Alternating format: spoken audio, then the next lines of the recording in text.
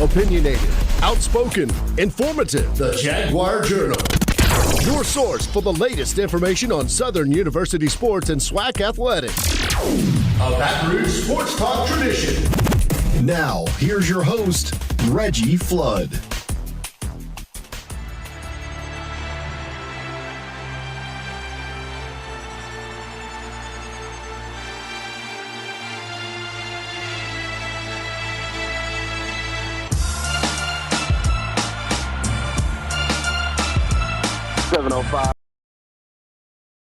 All right, let's get it going, rocking and rolling early on this rainy Saturday morning. It's the Jaguar Journal, and guess what?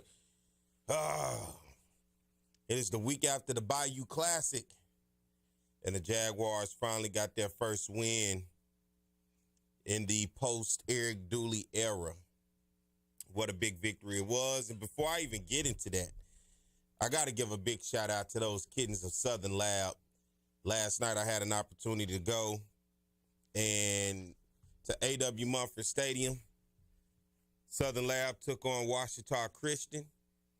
And in a big game with a trip to the Dome, as they say in Louisiana, because that's every kid's dream. I want to go to the Dome. I want to get a trip to the Dome. They were able to get it done. I thought for a second it was over with for them. I thought for a second Washita Christian had pulled it away. Excuse me. But Southern Lab in the fourth quarter with a tremendous comeback. They come back to win 38-34. Both teams came into the game last night with one loss. Southern Lab now improves to 11-1. Washita Christian 11-2. And you look at Southern Lab throughout the season, their only loss so far was against Madison Prep, 13-12. 32-0 victory over Liberty. And many other teams around here, Thrive, Avoyles, Kentwood. I think that had to be the biggest one that a lot of people noticed, that big win against Kentwood, 33-31. On the road at Kentwood, and if you know high school football in the state of Louisiana, you know Kentwood is an absolute tough place to go and get a win. And Southern Lab was able to do that. And then to close it out last night, now headed to the Dome. And it looks like their opponent at the Superdome is going to be Riverside Academy, who is 12-1 on the season. They're 1A District 10. So it should be a big game. Southern Lab, congratulations. I want to start the morning out because I was there. I had the opportunity to see it. The band, Southern's band, showed up. The university's band showed up and played a big role in that game and motivating and helping Southern Lab get a W in that game. And you know, in high school football, there's a rule. There's no rule about bands playing unless you're in a dome or enclosed area where bands then cannot play while the ball is in play on the field. Excuse me. But it was a great atmosphere. Shout out to the kittens. Shout out to the, as they call it, the Lab fam, for being in there, supporting their team. Washita Christian brought a very nice crowd of people as well. My first time seeing them, I've heard the history of that program. I know both programs, when you talk about football, are tradition rich. Coach Asbury put his team in a position to come back late in that game. Now, when you look at the tail of the tape between both schools, Washita Christian looked to be the more physical, very big. They looked every bit of a football team. And I can tell you how good they are because they played a team from around my neck of the woods last year, which is a 5A team called Watson Chapel. Now, I don't put a lot of respect on Watson Chapel because they're supposed to be so-called a rival of my school, right? But no. But Washita Christian goes up and beats the hell out of Watson Chapel, right? Washita Christian a 1A, Watson Chapel a 5A. But Southern Lab has the athletes, they have the speed, and they matched up very well with Washita Christian and the will to not falter. That was the main thing. The will that they did not give up in that ball game, that they continued to fight, that they continued to go. That's not why I got to give a shout out. A shout out to all the people that's the Lab fam. They're going to get ready to head to the Dome this week. Next week. Is it this week? Next week? They headed to the Dome. It don't matter. So congratulations to them. Some other area teams. I saw Opelousas. How about Opelousas? Shout out to them. That's right over there. Yeah, 5 pointers over there. St. James last night beating Sterlington. How about them? 2 area games today that are in this area that have been postponed but will resume today. Dutchtown and Zachary, I think, resumes play again at 3 o'clock today. Dutchtown and Zachary, and then Catholic and Rommel will resume play today at 4 o'clock. Now, I was at the Southern Lab game last night against Washita Christian. Decided to leave and then came over to Memorial Stadium, which was a very packed house. A crowd was there. As soon as I pulled up, the lightning began, and the lightning delay went into effect. You know, and every time in high school football you see lightning, that's a 30-minute. Another strike, add another 30 minutes. Another strike, add another 30 minutes.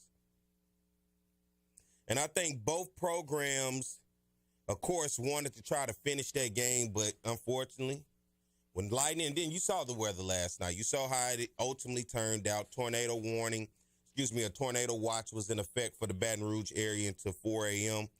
So, great high school football. I'm looking forward to the games that are going to be taking place down in New Orleans. Big games today continue as Rommel and Catholic 14-14 going into the fourth quarter today. I got to make sure that score that I saw between Dutchtown and Zachary, but they're going to resume at 3 o'clock today. And once again, because I was at the game last night, I have to say a huge shout out to Southern Lab. I was impressed at that fourth quarter comeback. It gave you everything of magical, right? When they were down in the fourth quarter and I walked on the sideline, I heard one of the young cheerleaders. She said, "I want to go to the Dome." She meant that thing, y'all. She meant that thing. So I don't know if she would have said something to the players, but she was so adamant about making sure that she was able to get to the Dome for a state championship. And guess what? They pulled it out. So congratulations to Coach Ashbury and the Southern Lab Kittens. I know the Lab fam is happy today. They were happy last night. They enjoyed it. I enjoyed it. And what a hell of a game it was against Washita Christian. So I cannot get the day going without saying that. And once again, Rommel and Catholic take place today at 4 o'clock. Zachary and Dutchtown at 3 o'clock. From what I've seen, both games, they will not charge. It's free admission at this point in the game. I think Rommel and Catholic were going into the fourth quarter. And then on the back end, when you look at Zachary and Dutchtown, both those programs fighting for a state championship appearance, right? Both teams trying to get to the state championship. Zachary has been in a position of being able to compete for state championships. Great to see all of these teams, and including Southern Lab, find their way knocking into the state championship. And once again, congratulations to Opelousas and St. James. For me, let's get ready to take a break, Mike. And when I come back, then we can go into the Bayou Classic. But that's your high school scoop, football scoop around the area. So y'all stay tuned. We'll be back more to Jaguar Journal. For over 50 years, Southern University at Shreveport has been preparing students for various careers in the healthcare industry. We want to thank the past graduates, our future graduates, and all healthcare workers for the frontline service, especially in times like these. If you're passionate about helping others and building healthier communities, start your career as a frontline healthcare worker in health sciences. Visit susla.edu. Depression, anxiety, trauma, nicotine dependence, and more. Many families are struggling with behavioral health issues. Reaching out for professional help is the best thing you can do for you and your family. At Care South, we are committed to helping individuals and families to heal, bounce back, and grow stronger. Over the past Our 15 team of professionals years, are I had available two for roofing telehealth systems, and in-person including a visits. chimney Call for an appointment installed today by at Reliable 225. I highly recommend them to get the job done. Reliable roofing, where Nobody will satisfy your outdoor needs like Reliable Roofing. Over the past 15 years, I had two roofing systems, including a chimney installed by Reliable Roofing. I highly recommend them to get the job done. reliable roofing, where no job is too big or small. Just give us a call. No matter the job, big or small, give us a call. For over 50 years, Southern University at Shreveport has been preparing students for various careers in the healthcare industry. We want to thank the past graduates, our future graduates, and all healthcare workers for the frontline service, especially in times like these. If you're passionate about helping others and building healthier communities, start your career as a frontline healthcare worker in health sciences. Visit susla.edu.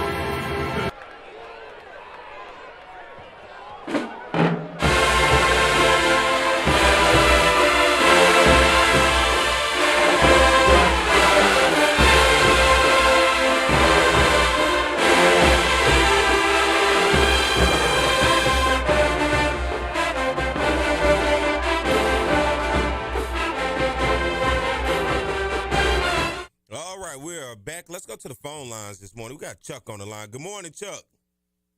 Good morning, Brother White. Can you hear me? Yeah, I can hear you well. Yes, I was just chiming in. I heard you talking about the Southern Lab Washita Christian game last night. You know, I'm from Monroe, and Washita Christian, that's my rival school. I'm a graduate of St. Frederick Catholic High School. I graduated in 1993. And I call that's the church rival because, you know, St. Frederick is Roman Catholic, and Washita Christian is supported by the Church of Christ. That's where those, you know, that dynasty family, that's where their grandchildren, their children, grandchildren went to school, the Robertson family. And that's another story. But, yeah, it was bad blood between us for years. I remember that going back to the 80s. I remember the first state championship team at the OCS. And, you know, they did. They beat Southern Lab to get to the state championship. They beat U High during that time. That's when the OCS went undefeated. They've had a history going back there, but you know, having OCS is a good football and baseball school. They have a big baseball history as well, winning state championships in both sports. You know, with Ronnie Huckabee and Adrian Hickman, they had two head coaches during that time. '85, Dr. Saul Graves was quarterback. He was a backup to Tommy Hodgson at LSU.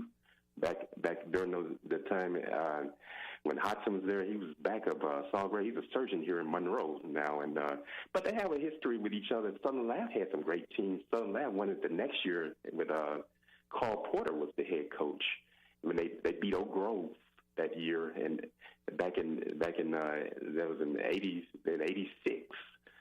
That Southern Lab team was tough. They had Southern's quarterback in Southern Lab was Nathaniel Harrison, and they had a place kicker named Milo. What's his name? Milo Kleinpeter. They both played at Southern University. You know, you look at the Monroe area. At one time, you look at Neville, West Monroe, and all those teams around in there. I can remember when Bastrop in the early 2000s had their run. What has since kind of happened in that area when you look at high school football? What happened is just things just started changing. Neville was still elected, but things are changing now with this situation now that you can go to. You don't have those zones anymore. You can. They said if a school is not to perform, well, they can go to these other schools. See, Sterlington used to be a joke in football, but Sterlington has built as a program as well. You've seen the say they have 2 state championships to their credit, and that's what's happening now. You don't have the zones anymore, and see, back when I came along, it didn't have charter schools during that time, but now you're seeing more of the charter situation. That's what has changed the texture of things, and Western Row is going through a process now where they're in the process of where they've never been before, being eliminated from the playoffs. But Ruston High School is going to the state championship. Ruston hadn't won the state since '90. They have those growing pains now in this area, and like I said, OCS has been going for a good while. Stephen Fitzhugh has been there for years, and Michael Harper has been there for years as well as coaching. And he's now president of OCS. I'm talking about, that's my rival school, but I have respect for him.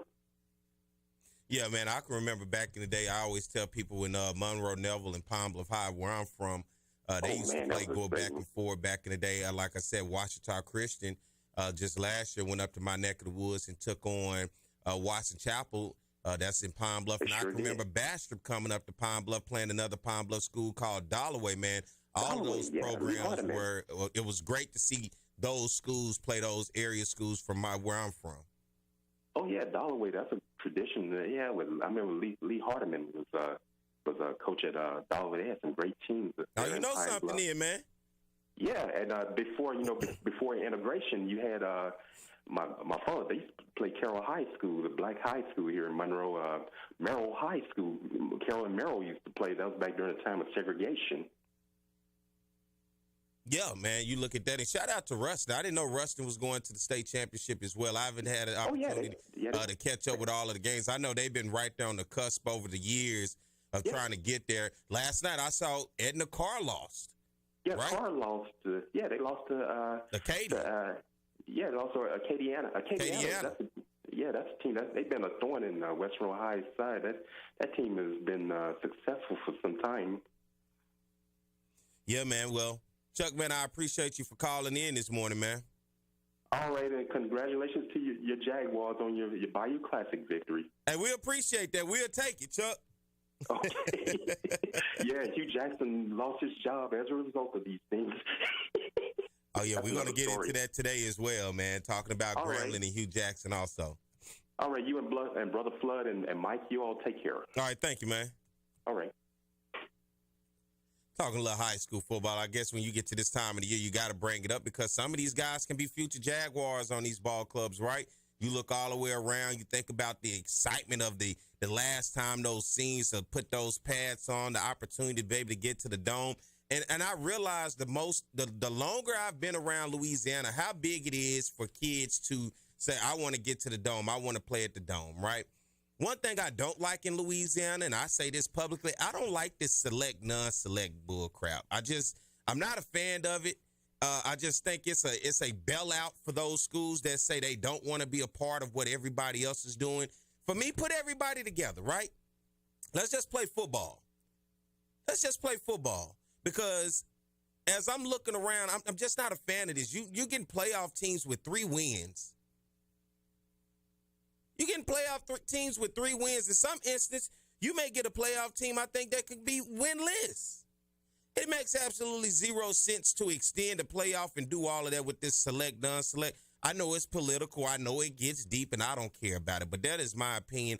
I'm not a fan of the select, non-select. I'm not a fan of, we're going to play over here and y'all going to play over there. It makes no sense. How do you get a true state champion in the state of Louisiana with so much great football in which I would like to see everybody together? That's my opinion. I'm just not a fan of it. And I know some people may like the differences of the select, non-select. I'm not a fan of it, but we've seen what it has done when you look at the playoffs and you start to get teams and you wonder, how did they even get in the playoffs? This team won 3 games all season. They're in the playoffs. That's what bothers me. And I say that publicly. I'm just not a fan of it. I think, yeah, you put everybody in the pool, have everybody play everybody, and get a true state champion instead of, no, we got a state champion here, we got a state champion there. No, they're this select, and no, we're this. Come on, man. I don't even get it. But they say that's a story for another day, but we'll keep it rolling. But once again, shout out to the Southern Lab Kittens. They were able to get the victory last night over Washita Christian. Now, I don't know if people agree with me or disagree with me, but that's how I feel. And that's why I don't like it. I just look at the overall body of high school football in Louisiana. I think for the fans that love high school football, for the ballers, and not just high school football, just high school sports, period. I think everybody deserves an opportunity to compete against everybody. Now, I know some of these schools go out and they say we're not recruiting, but they recruiting. Let's just be real about it, right? I'm not affiliated to none of them, but let's be real. Come on. You don't think they recruiting kids? And I get it. When you got this public school who's going with whoever they have, or this area neighborhood school going with whoever they have, then you going against this school who can have probably whoever they want, right? Not just who they have, but who they want. And I get it. But I'm still just not a fan of the select, non-select. And then I remember they even tried to separate. They didn't even want to play at the Dome anymore. They wanted to play a state championship at Tulane. We're going to play a state championship at UL. Then they realized you're taking away the dreams of the kids that said since they were young, watching high school football in their community, of their goals of wanting to go play at the Dome. Of their goals of wanting to go somewhere and represent their neighborhood, their community, their school by going down to New Orleans playing in the Dome. The politics behind this stuff is ridiculous. It really is. And when you get to see the whole aspect of it and how far it goes and reach, it's about the have and the have-nots, basically. And I'm just not much of a fan of it, especially when I'm looking at questions, because I want to see, what do you think this team, how they would have fared up against this team, right? And you're looking at state champions. It was like, well, why did we separate them in the first place? And maybe I can get somebody from the LHSAA on here and we can have that conversation, because I sure would like to have that conversation moving forward, right? I just heard if you're down in New Orleans, I believe Warren Easton next year will be joining the Catholic League, right?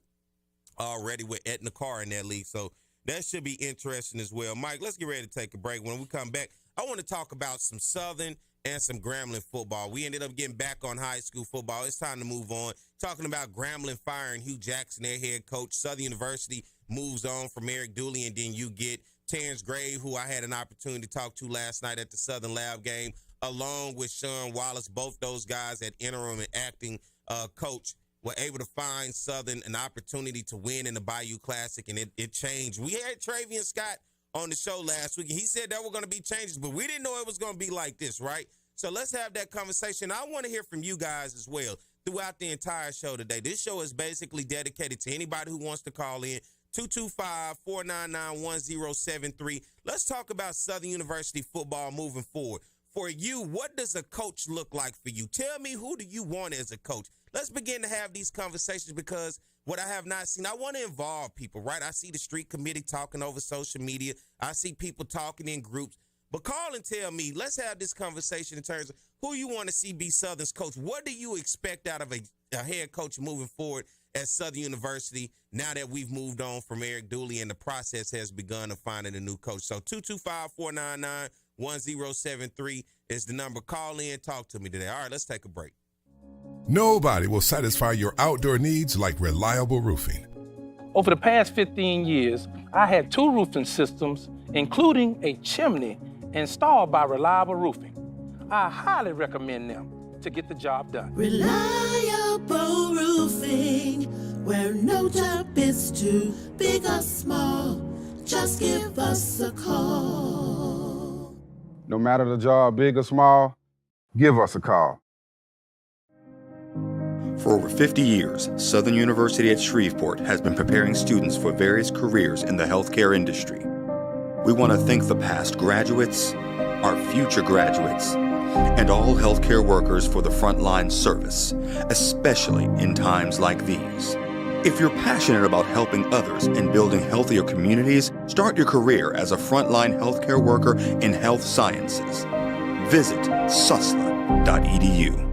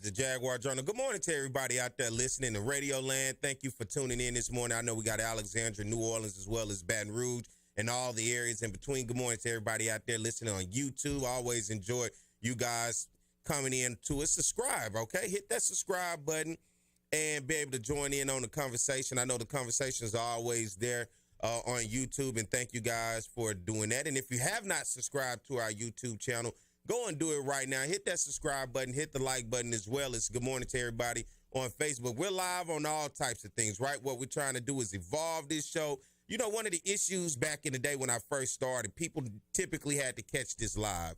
Either you went on to 107.3 or at the time on 104.5 when we were on ESPN Radio before we switched over to talk.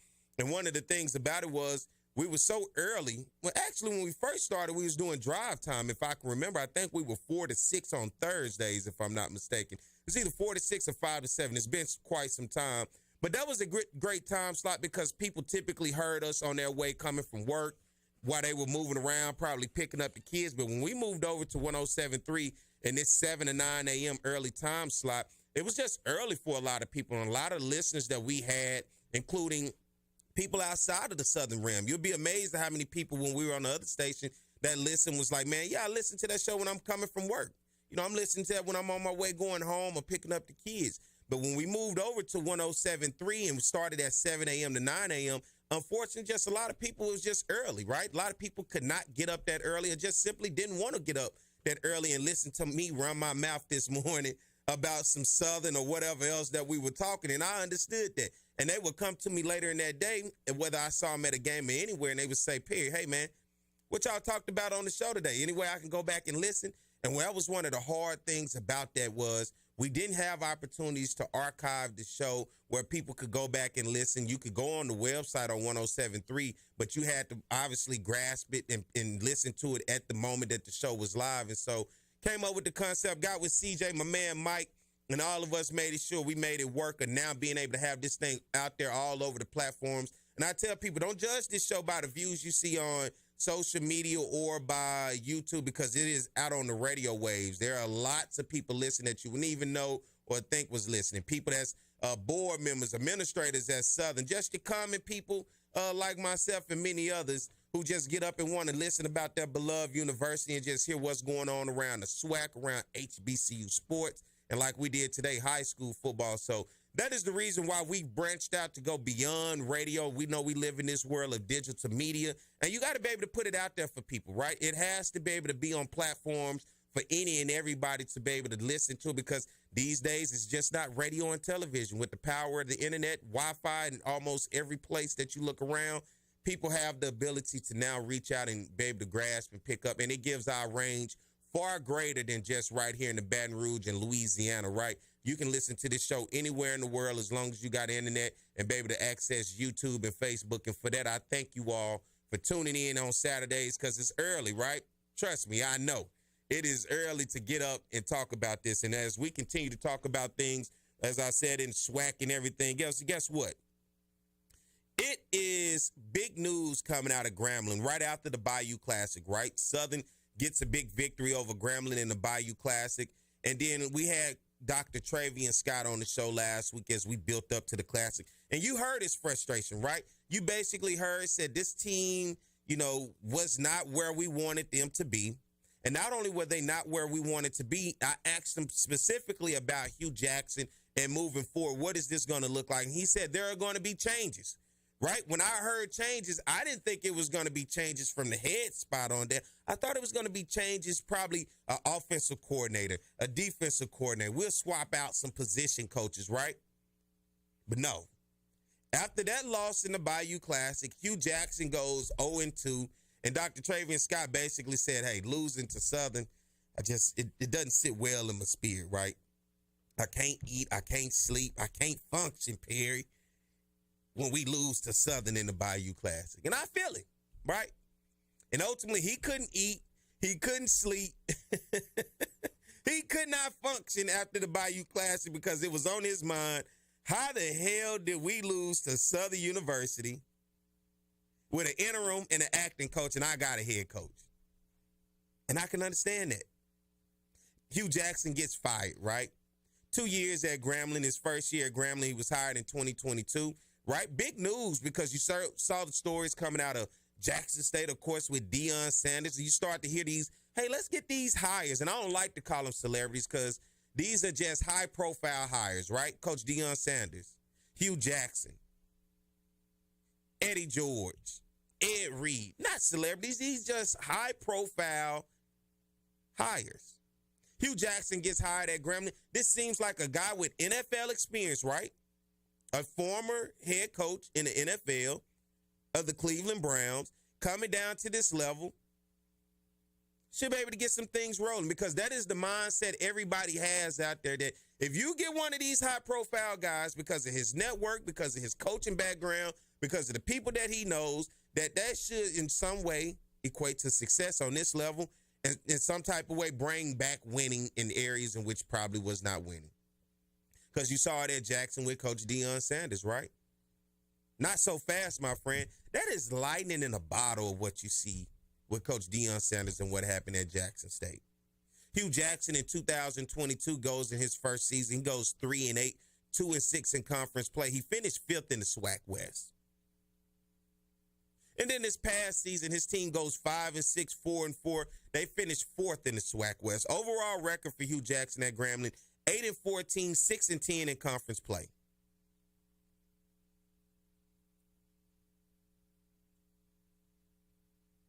Y'all heard me right? 8-14 overall, 6-10 in conference play. Dr. Travian Scott said, you know what? Let's pull the plug. Let's pull the plug. And, you know, they had all the situations with the whole possibly hiring Art Browse as the offensive coordinator, which got a lot of pushback, right? You saw people like Doug Williams come out and speak and many others who wanted to have something to say because of what Hugh Jackson wanted to do. Then you saw he took the G off the helmet, the legendary G. Took it off the helmet and said, we got to earn it, right? That got a lot of pushback. But then you come into the season. Now the question is, did he let Hugh Jackson go too soon? Right? We know when you're building a program that is not an overnight success for a lot of programs, right? That takes time. You're moving in direction of which you want to get the program better. You're developing guys in which you want to get the program better. You're bringing in transfers to try to help create that culture and that speed up process. But while you're developing guys and getting the program better. Was it too soon? Or was it the right call at the right time because you saw where Grambling was going? And quite frankly, the position that they were in with 2 losing seasons back-to-back just isn't Grambling's way. And I get it. I understand. I'm totally with you. I'm not a Grambling fan, but I understand HBCU sports, rightfully so. I understand football. I understand what it takes to build a program. I understand where you have to get when you recruiting these guys. Have you heard Nebraska's head coach this past week where he talked about if you want a quality quarterback just on the Power 5 FBS level, you know how much it costs these days to get just a quality quarterback? $2 million. $2 million just to get a quality quarterback. And now you see all these guys jumping in the transfer portal. It's hard to keep your team because now when the season over, you think you recruited them just to get there. You got to re-recruit them just to keep them there. The transfer portal was great, right? We loved it in the beginning. But now we're starting to figure out how tough it is, especially on our level when you get a guy who goes off, becomes all SWAC and have a great season, and you look up and you think, hey, we're going to get him back returning next year. That's going to give us an opportunity. And he's looking at going bigger because now he's put himself in a position to go get immediate play somewhere else and possibly some money, the NIL. It is tough to get guys to our level when you're talking about the NIL and everything else. Every guy is not going to get NIL, and I understand that. But trust me, they all out there trying to fight for it. So do you think it was the right time at the right place for Grambling to move forward from Hugh Jackson? And I can understand if Dr. Travian Scott wanted to move forward just because from his evaluation of where he saw the program in 2022 and 2023. They moved up only one spot in the SWAC Western Division, standing from 5th to 4th this year, and you lose in the Bayou Classic. Miles Crowley, their quarterback, hey, I thought he was one of the better quarterbacks, and at one time looked like he was going to be competing for that best quarterback spot in the conference when you look at going against Jeremy Musa and Aaron Allen, right? But he since kind of took a backseat after that game up there at Alcorn. Then they lose to Alabama A&M. Then they just drop. And it's just like, all right, you back just regular. I thought Grambling was headed to be something. But Hugh Jackson is now let go at Grambling State. They have moved on, and it'll be interesting because let's remember, both Grambling and Southern, Roman Banks and Dr. Travian Scott, Both hired their coaches, and in 2 short years have both fired their coaches. I'll say that again. Roman Banks at Southern and Dr. Travian Scott at Grambling both hired their coaches, in 2 short years have fired their coaches because both coaches didn't quite live up to the expectations for what those fan bases and those tradition-rich programs were looking for. I'm going to tell you what I'm looking for, a break. Mike, let's take one. Hey, y'all stick with us. We'll be back more at the Jaguar Journal, all right? Nobody will satisfy your outdoor needs like reliable roofing. Over the past 15 years, I had 2 roofing systems, including a chimney, installed by Reliable Roofing. I highly recommend them to get the job done. Reliable roofing, where no job is too big or small. Just give us a call. No matter the job, big or small, give us a call. For over 50 years, Southern University at Shreveport has been preparing students for various careers in the healthcare industry.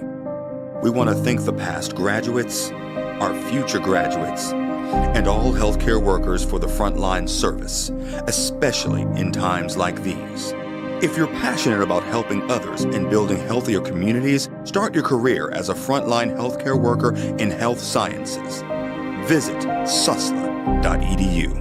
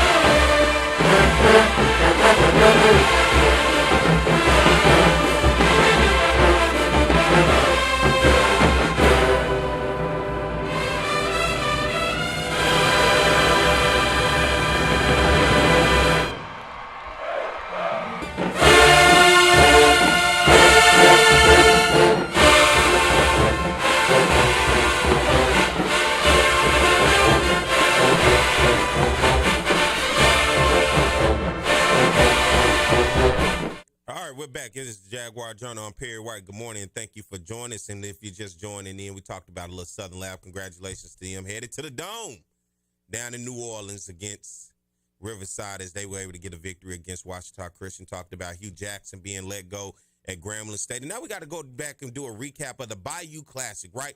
The 50th Bayou Classic. Great event it was. It was great to see all the former MVPs being a part of the pregame ceremonies, going out and doing everything that they could in order to be a part of that celebration. It was great to be celebrating 50 years of the Bayou Classic and its impact in New Orleans and his overall impact on both institutions, on Southern and Grambling. And the Jaguars got it done 27-22 over Grambling State. Great game it was, and let's do the tale of the tape when you talk about these ball clubs.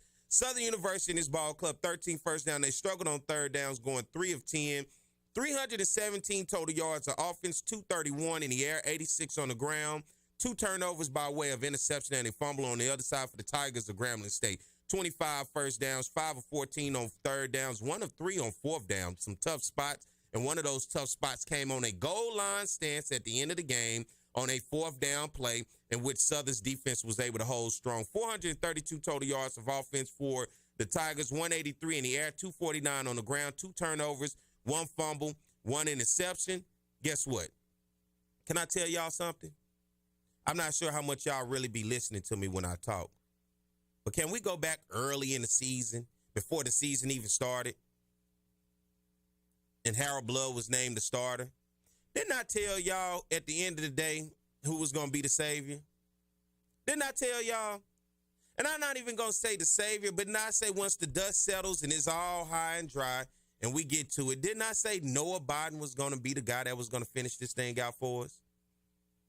I know sometimes y'all don't listen to me. Sometimes y'all ignore me. You don't be caring about what I be saying. But I told you at the beginning of the season what this thing was going to look like by the time we had got to the end.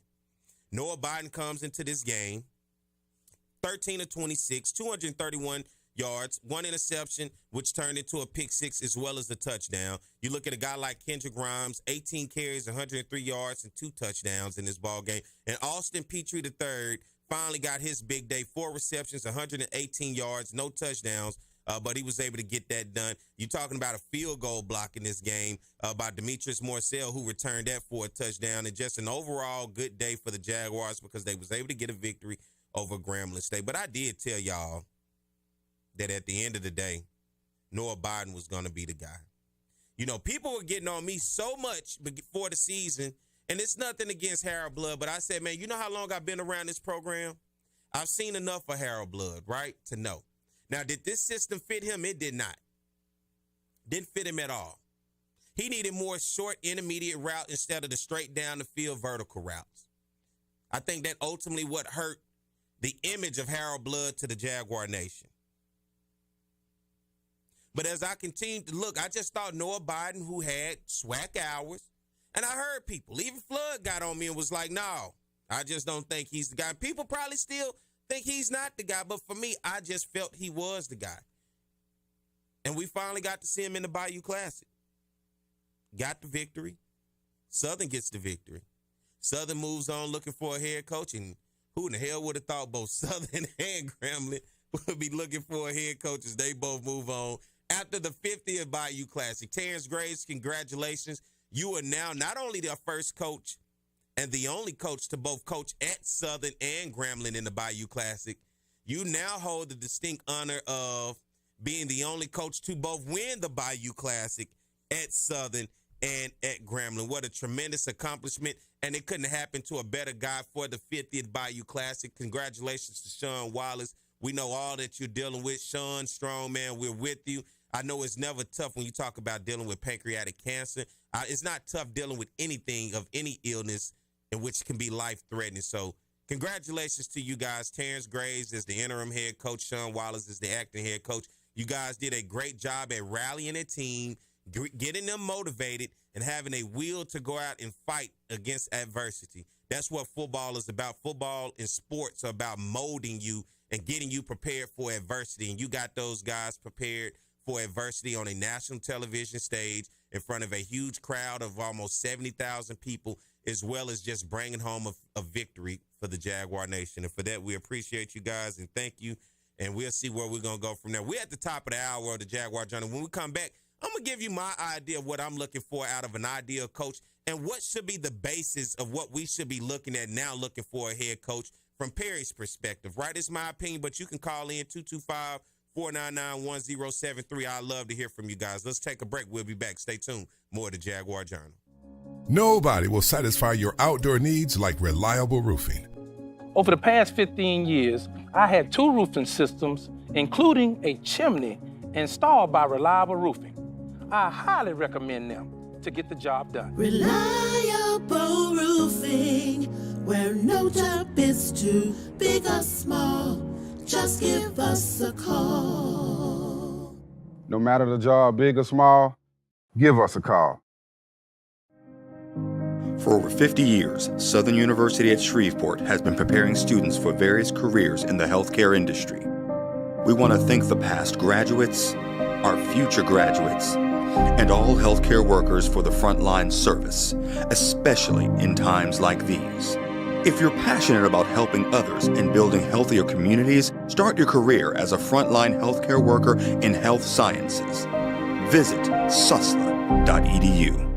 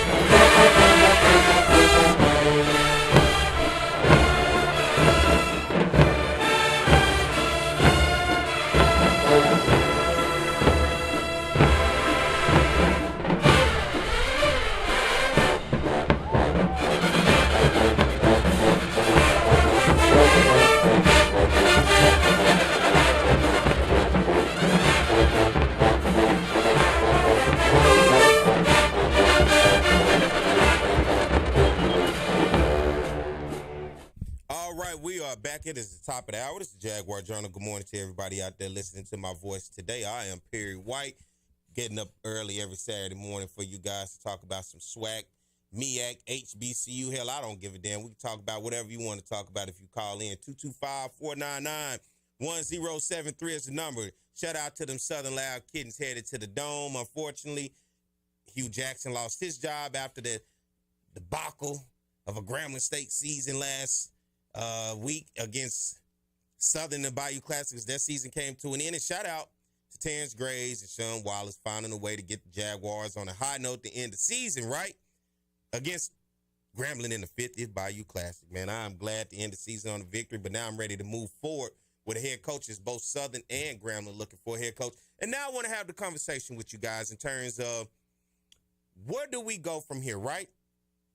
Obviously, there has to be a committee. Obviously, there has to be people out there that are sitting down looking at if applicants are putting those applications in to become a Southern University head coach, or is there a guy specifically that you're targeting that you want to go after to be a Southern University head football coach?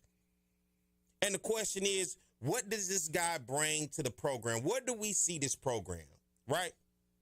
So let's just sit in Perry White's AD seat today. Can we do that? Would y'all like to join me in Perry White's AD seat today? I'm the AD now, right? And as I sit back and I look, and I go down the road and I say, where do we go wrong with this hire with Eric Dooley?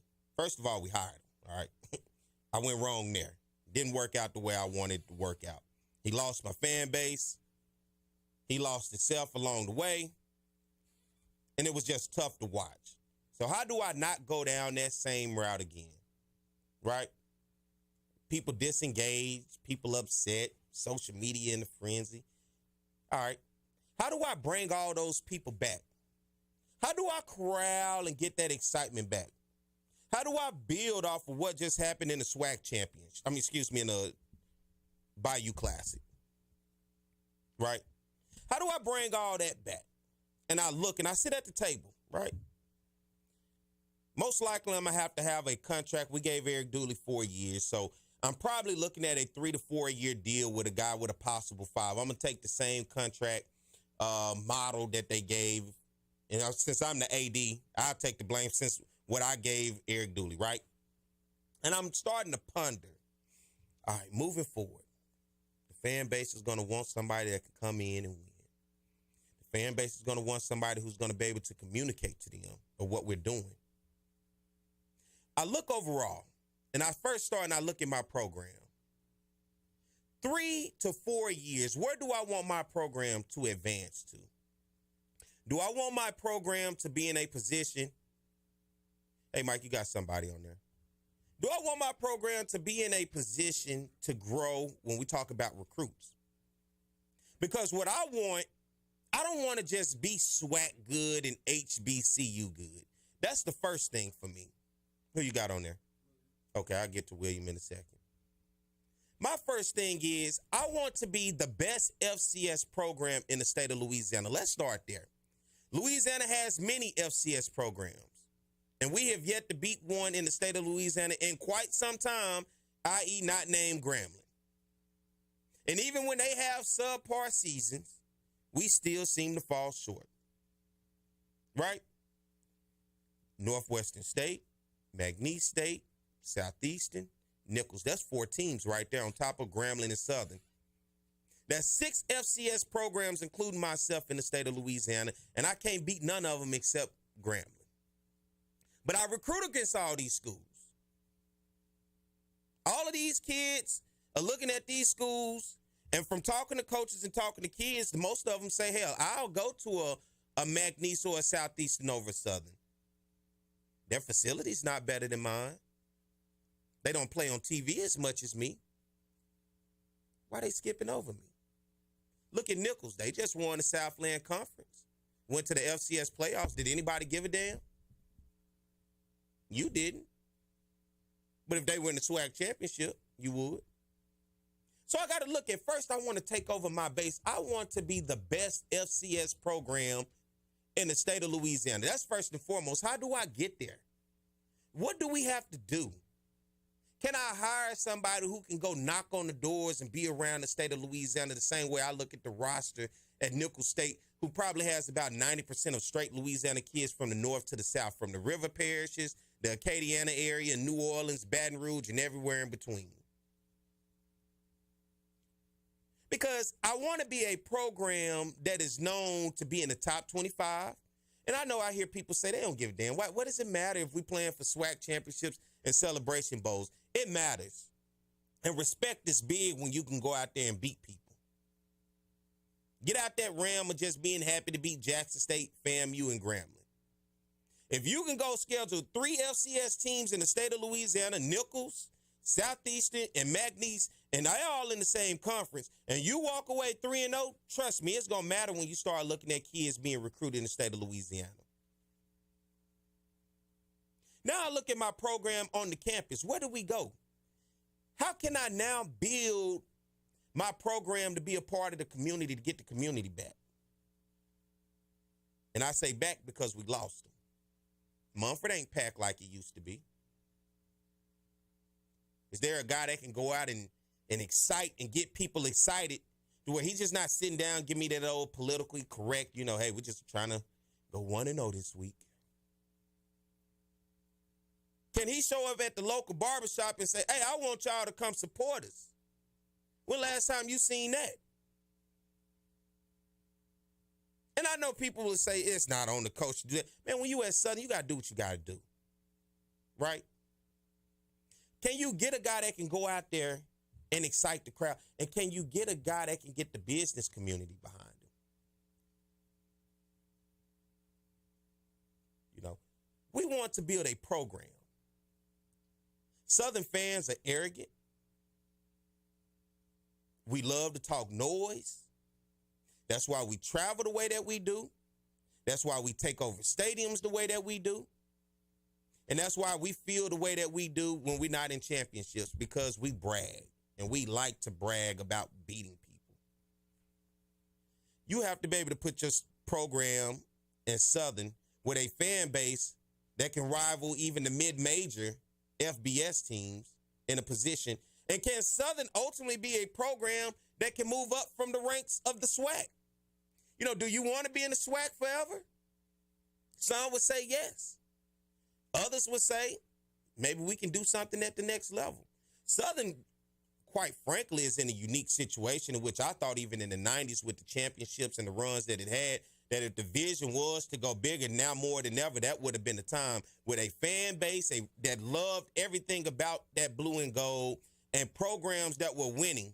When you were able to get the athletes that quite wasn't going to the ULMs and the Louisiana Techs and the ULs and for sure the McNeese and the Northwestern States, the Southeasterns and all of those, right? They were getting athletes, but Southern was getting the athletes and can win games and pack out stadiums.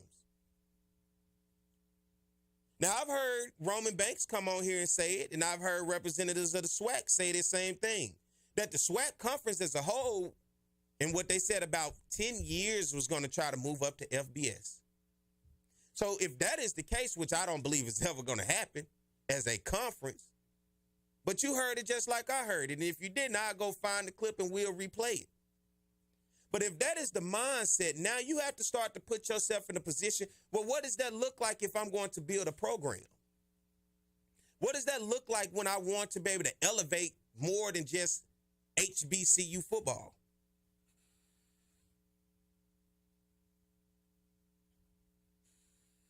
And for you, what does it look like? Let's go to the phone line right quick. What time is it? All right, let's go to William. William, good morning. Hi, Perry. Good morning. How you doing? I'm doing fine.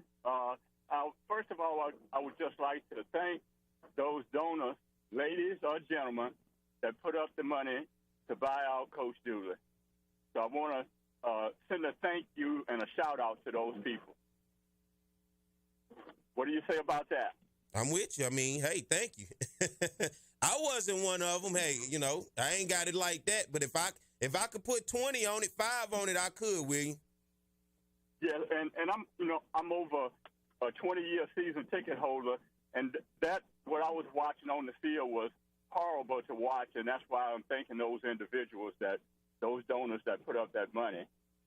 Next, I know you were getting ready to talk about what type of coach you'd like to see come in, and I agree with you there that we need a coach that can beat other FCS teams. Really, we also need a coach that can communicate either through the season ticket holders or to the media, newspaper, or broadcast media.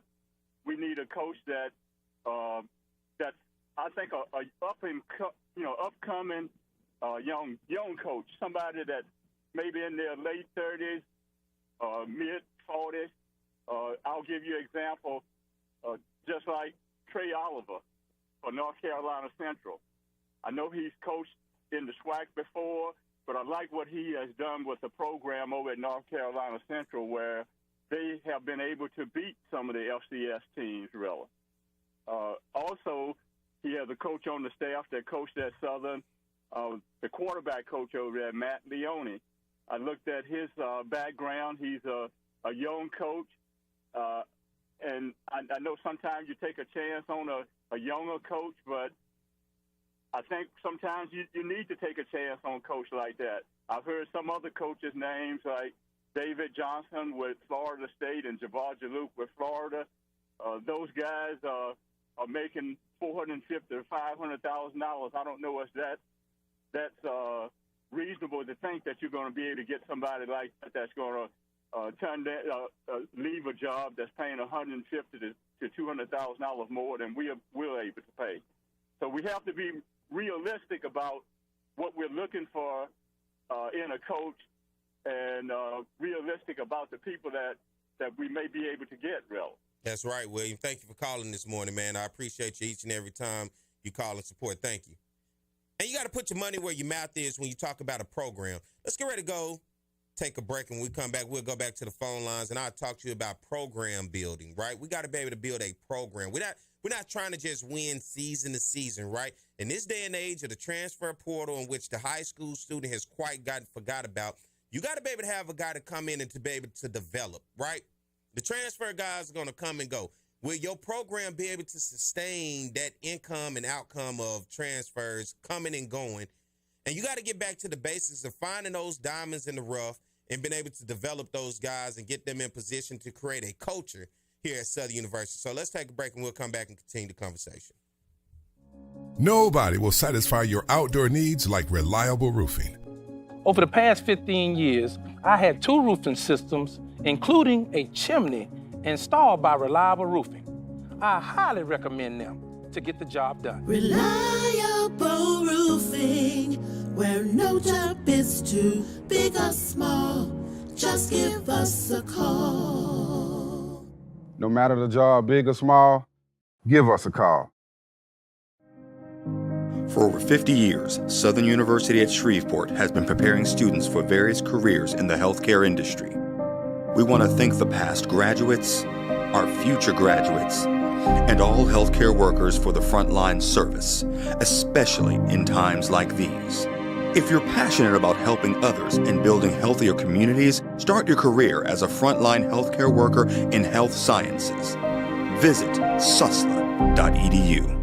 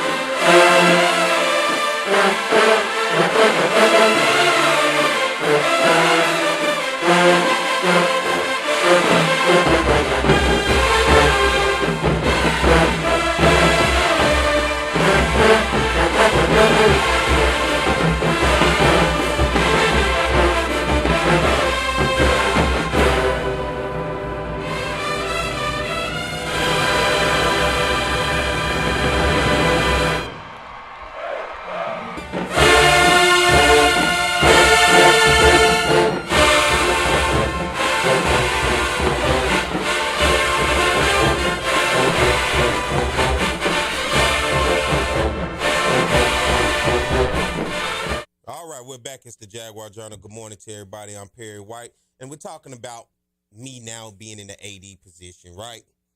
AD White and what I'm looking for.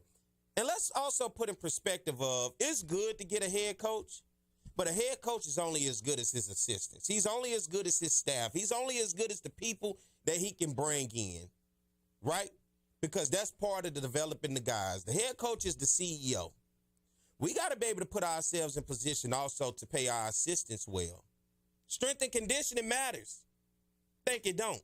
Strength and conditioning is key when you talk about building and developing a program, and just as much as your coordinators and your assistants. Let's go to the phone line. We got Sandra.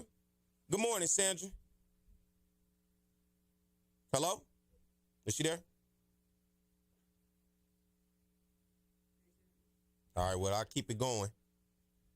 Did she put us on hold? She did. We'll put her back on hold. We'll keep it going. Chris, let's go to Chris. No, I always get a good call out of Chris. Good morning, Chris. Perry, how you doing this morning? Doing good, man. How you doing? I'm doing just fantastic. Look, one of the things that we need to look at is, and when you have an AD that was actually a coach, you got to be able to have the people come in and present to you, what can you do to make Southern a champion, get us back to our winning way? In other words, you have to be able to find the guy that blows you away on the interview process.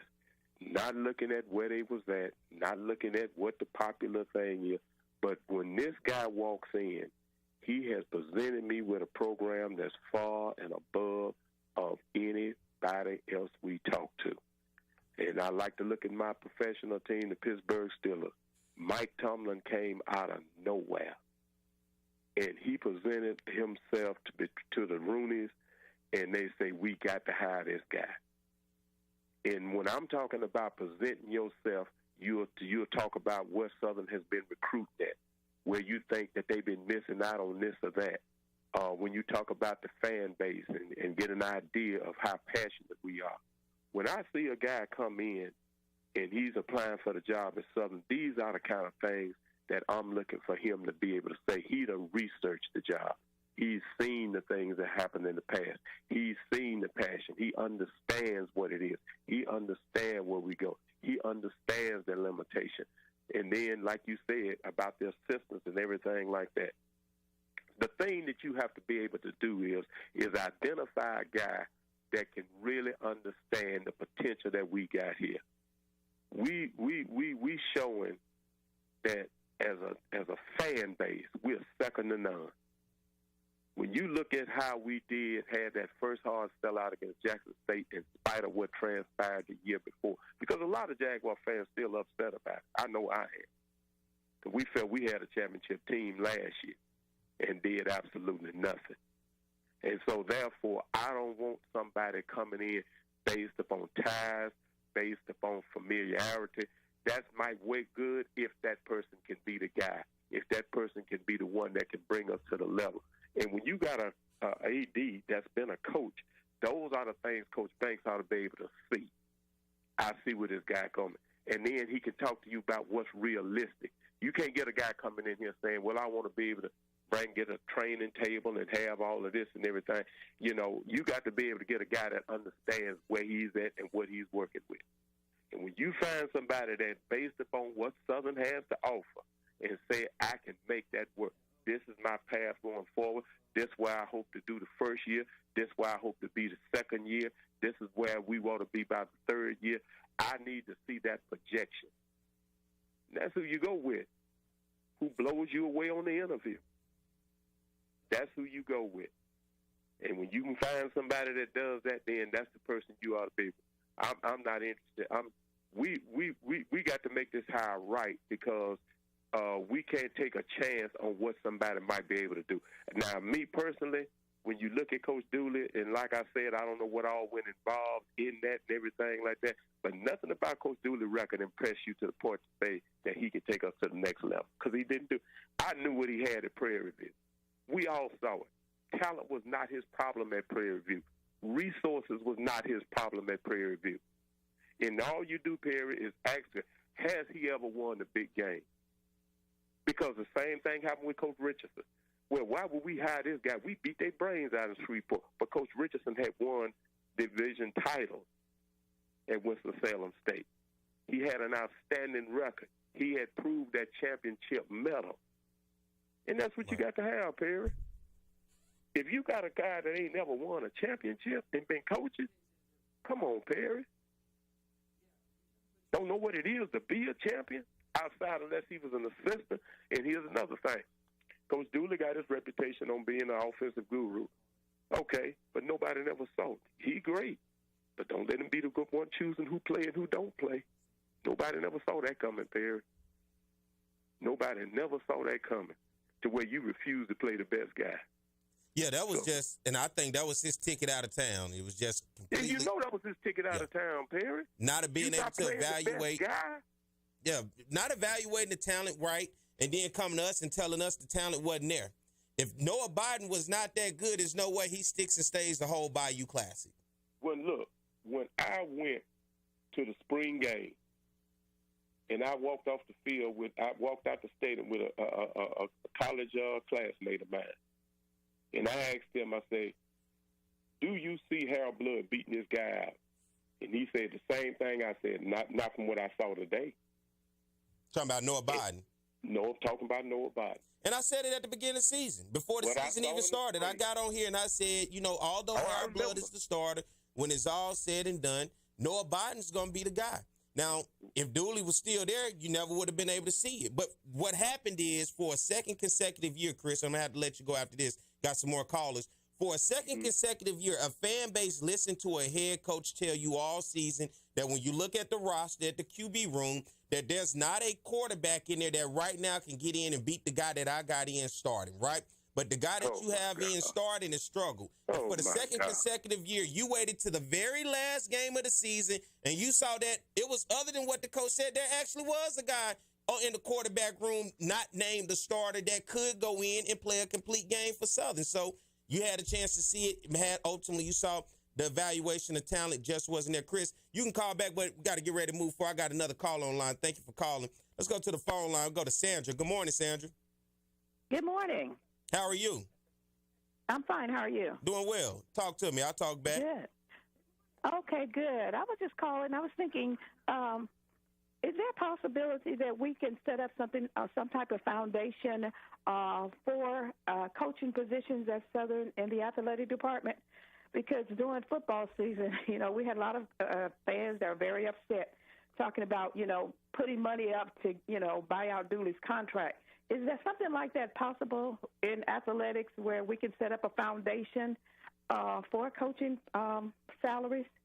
That is a good question. Now, I don't know the ins and out of that. Now, I'm just an old radio personality that's covering the sports, but something like that would be a conversation that you would have to get in contact with somebody at Southern Athletics. I'm not sure if athletics already has that going through the SU Foundation currently with Al Harrell and all of them over there. So that is a good question. I'm not even sure how this all came together in terms of talking about a buyout, who all sat at the table, where did the money come from, what ends, because we have yet to hear anything from Southern in terms of the details of what this thing looked like for a buyout, as well as the money for the next coach and how much they're willing to put out there on the table for a coach and his staff moving forward. But I understand where you're coming from, but I don't have an answer for you.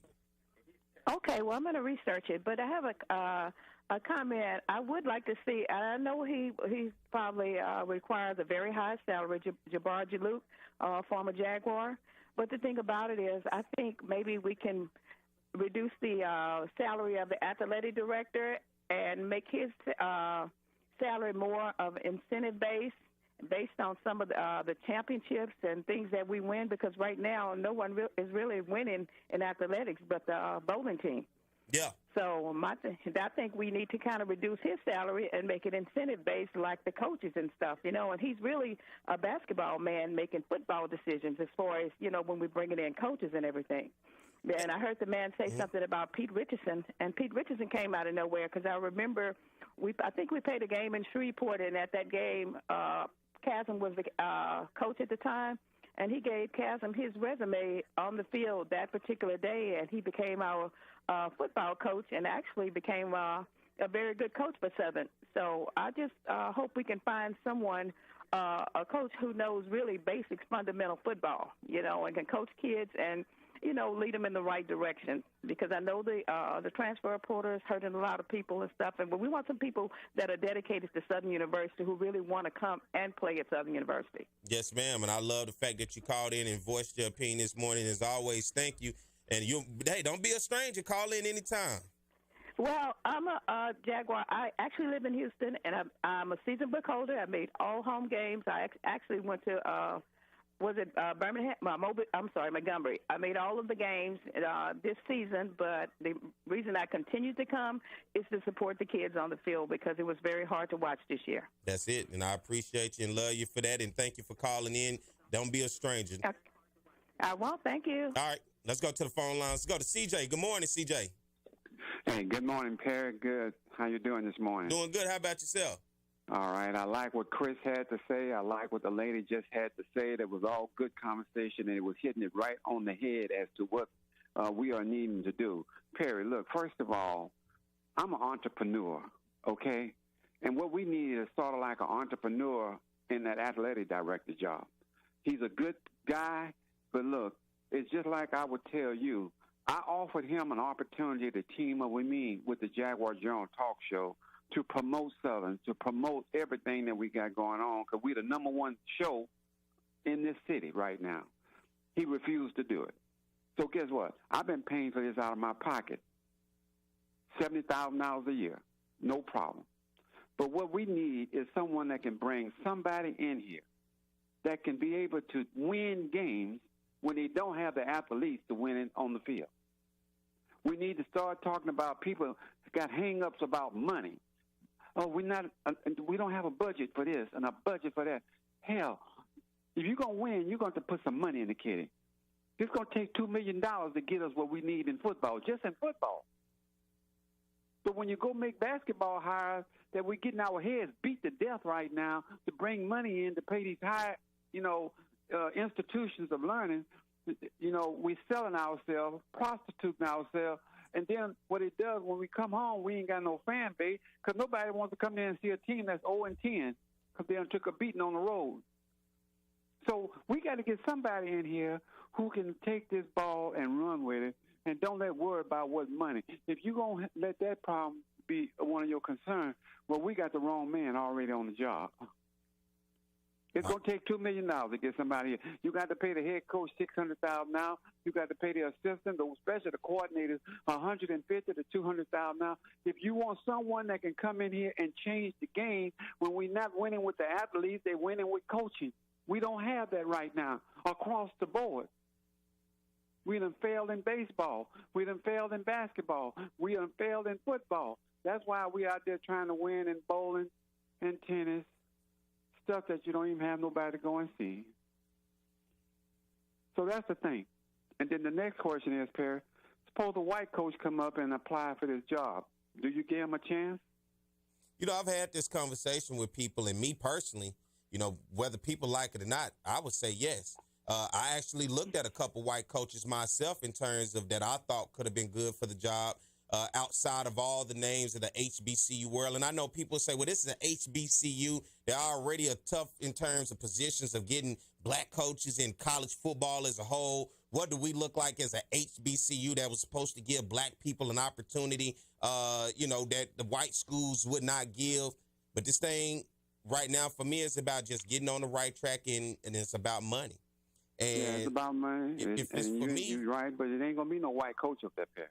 Well, I can tell you that right now. You asked the question. I'm just giving my personal opinion is if there was one that had the opportunity and a resume, I would look at him hard and I would say, what can we get out of this guy in turn? Because let's look at the FCS top 25, right? 2 black coaches in the entire FCS top 25. FAMU and Willie Simmons, Trey Oliver at North Carolina Central. Everybody else is white, right? Now, outside of the predominantly big flagship schools, the North Dakotas, the North Dakota States, the Montanas, the Montana States, and then you got some private schools that have donor and big-time money that's in there. But a lot of those schools, when you look at, they are low-resource institutions as well.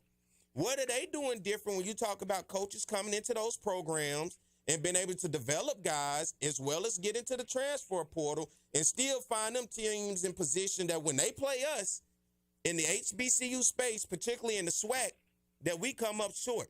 Now, my big thing about North Carolina Central and the MEAC had a good showing this year against the CAA, right?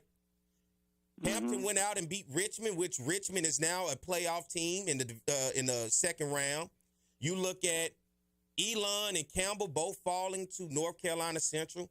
The MEAC has been able to go out and get victories against some of those other FCS teams, which predominantly with the white coach, right? But then I look at the SWAC. Every time we go, outside of Jackson State beating Campbell last year at Jackson's homecoming, what have we done as a conference in Alcorn beating McNeese 2 years in a row? I give that, and McNeese is not the McNeese of before. But what are those programs doing to be far above and better than us when it comes to on the field, right? But doesn't necessarily mean they have the resources nor the facility. Look at any FCS program in the state of Louisiana not named Southern or Grambling and tell me what's so special about their facilities in which they able to get past us. They able to develop their players. Perry, you bring up some good points, and they need to be heard. And those coaches aren't not getting paid as much as what we're paying in the SWAC. But Perry, we are paying more for a season ticket in football than any Division II school in the nation. We have a budget that's coming in that should be able to support what we said we don't have. And I disagree with you on the quarterback that we got. Even the young man is a good man that won the Bayou Classic for us. Sir, he's not going to take us to the promised land. Well, I was looking at what we had in the quarterback room this year. Now, moving to the future. He takes too long to make the decision. And I'm just saying, I've seen him. I'm glad he did what he did for us in the Bayou Classic. But he didn't win the Bayou Classic for us. If well, CJ, we would have lost. Let's look at it like this. I understand. To move into the future, I looked at what we had in the quarterback room this year, right? Can people name me 4 quarterbacks in the Southern University quarterback room, right? And when you looked at the experience that Noah Biden had coming in SWAC hours and SWAC experience, when you looked at Harold Blood coming in and he started to struggle. Now, I don't think you just take Harold Blood all the way out the equation, but when Harold Blood began to struggle, you then had to be able to have somebody else prepared to be able to get in the game and start to get some flow. Noah Biden didn't get any flow because he hadn't even played or started the game in 2 years. 2 years. Now, I know you may not be quite liking. I thank you, CJ, for calling. We got another call on the line. All right, well, go ahead on. I just wanted to let you know we need some offensive linemen. That's what we need. Yeah. We need to do that. But, I would say we need to entertain anybody that got ability to change things from a thinking perspective, you know. But go ahead on and take the other call. I can call back some other time. All right, thank you. I know everybody wasn't a big fan of, some people not. He's just not a fan of Noah Biden. But I thought when you looked at the quarterback room, Noah Biden was the guy with experience to come up. Let's go to the phone line. You say, Terry? All right, good morning, Terry. How are you? What's up, Perry? How you doing? Good, man. How about yourself? All right. I normally catch you on Monday nights. I finally get a chance to catch you on Saturday morning. Well, I'm glad you're up and joining, man. Good morning. Yeah, look, I'm not sure what he was talking about with Noah Biden. Noah Biden did pretty good for to say he ain't played in 2 years. That's right. I don't know. But at the same time, if you look at Noah Biden recruiting record, when you came out of New York, man, he was wanted by major colleges. So I don't know what you were looking at, but anyway, the in that room, man, they had other quarterbacks that was good. I went to the spring game as well, and you know who I didn't see get to show his talent off to a lot of people? Who's that? Was Zach T-Set. And T-Set is one of the most awesome players, bro, you're going to ever see at the quarterback position. I don't know if he was trying to save his red shirt or whatever he was trying to do, but he didn't even get a chance to showcase his talent. And T-Set been cutting up all year at practice. But you don't hear that. But now, I will say this, though, Perry, when it comes down to coaching, and I heard some of the stuff you were saying, and I agree with you, about who we might need to take a look at. They don't always have to be an African-American coach, excuse me. But what we do need to get somebody in here who have a mind to actually be here for a long time and to build this thing up the right way. Now, some things he said I agree with. We do need offensive line. That's true. But quarterback, you got Bowden. If you take and put time in with him, He got the ability to take us to the promised land, as he said he won't take us to. T-Set can do that. So I don't know exactly why, he was into that like that and saying what we don't have, but you're not talking about what we do have. Mm-hmm. We got talent, and nobody want to believe that, but we really got talent. And so my concern is how we keep that talent from jumping into the transfer portal is what I'm worried about, because we need to hold on to the talent that we do have and add to the talent that we already have. So I'm going to hang up and listen to your analysis, my brother. Good to see you this morning. And I'm going to hang up and listen to what you got to say. Now, I appreciate you for the call, man. The way I look at this program, and before we get ready to take a break, I look at this program, and let's just say this football team, because right now it isn't a program. We got to get back in a position for Southern University to become a program. If anybody's ever paid attention to Arkansas State, right, the Red Wolves, they had Gus Malzahn, they had Hugh Freeze, they had Major Applewhite. Right now, I believe it's Butch Jones. What it became was a program that became a stepping stone for guys to ultimately go to the next level, right? They go there, have a great season, take Arkansas State to a bowl game. It opens up job opportunities for these guys to be elevated. Now, we talk about being in a position, as we said before, of seeing a lack of head coaches on the big level. When we say big level, I'm talking FBS, that are African-American. Southern University could be the platform because of the fan base, the notoriety, the television, and the big games to now become the program that coaches, when they look around, I'm an up-and-coming coach, right? I'm trying to get to the next level because let's be quite frank. Those days of the Eddie Robinson and the Pete Richardson sticking around for as many years as you think are not going to happen anymore. Guys are looking for opportunities to move up. So let's create the environment that this is the place. If you want to move up, you an up-and-coming coach, you come here. We got the fan base. We got the games. We got TV. We got a bowl game. You get to play on NBC, ESPN, ABC. You get to play in these NFL venues. You basically getting what you want from the big school here at the small school. And what you do is create that type of environment where this is a sought-off job for any black coach that's looking to come up because the program is already instilled and built here. And I use Arkansas State because 20 years ago, nobody gave a damn about Arkansas State football. Nobody. And you may not still give a damn about Arkansas State football. But if you look at their track record, they have had coaches that have come in there in 2-3 years and went on to the promised land to get the money to move on. It became then a job that every coach looked at and said, you know what?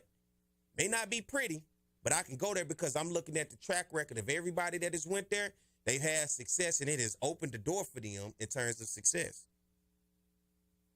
Southern could be that same situation for black college football, for FCS football, because I want to move out that realm of just thinking black college football. I don't think like that. I think about HBCUs as the institution, but when I think about sports, I don't think about just HBCU. I think about competing because in every sport outside of football, we competing for national championships.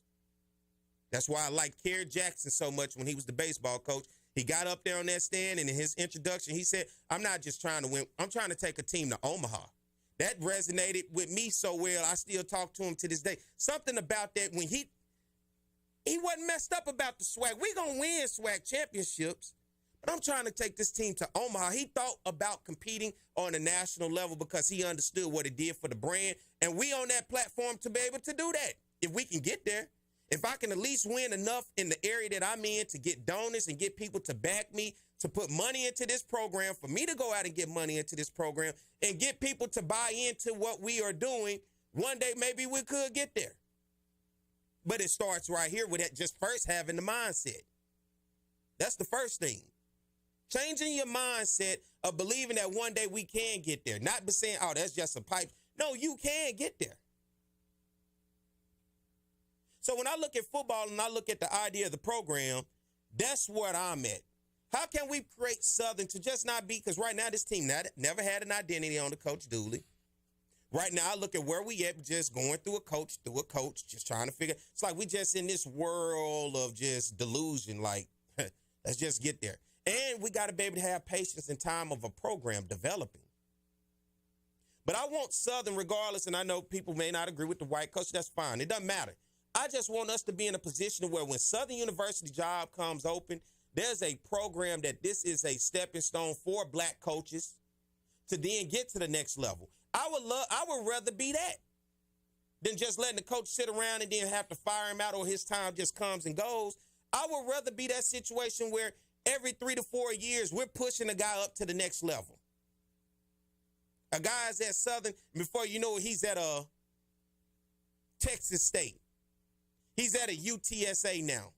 He's at a Louisiana Tech as a head coach. Wherever the case may be, that we're able to propel, and we are the platform, we are the program, we are the institution that's getting guys there because people will see the work that they're doing here at Southern University with the program, the idea of low resource institution, and everything else. But we have a passionate fan base that loves championships, that loves football more than anything else in the world, along with a great band. We have a product and a brand that is worth selling. And if we learn how to market and promote it right, the only school in the state of Louisiana that can fool with us is LSU. We have that. That's why when we go to everybody's stadium, we're breaking their attendance records. But let's get ready to take a break. We'll come back and we'll continue the conversation. All right? Stay tuned. It's the Jaguar Journal. Nobody will satisfy your outdoor needs like reliable roofing.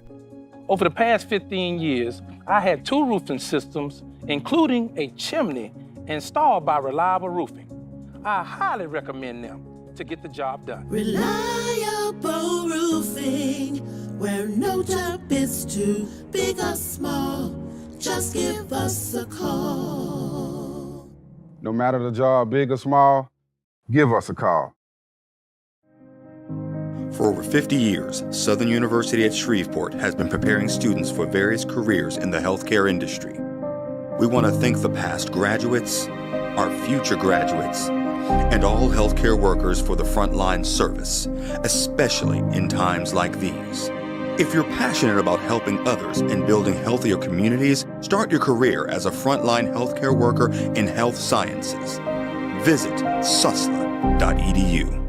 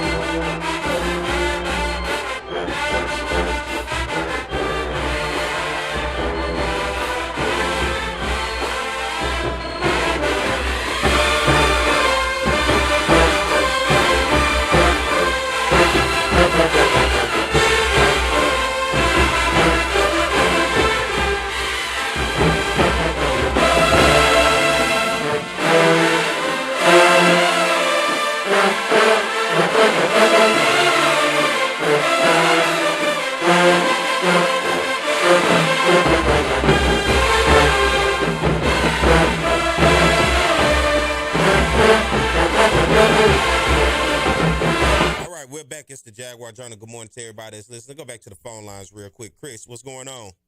Yeah, Perry, I just wanted to say something right quick about what CJ was saying, and when you asked the question about a white coach and everything. And I got 1 minute for you, Chris.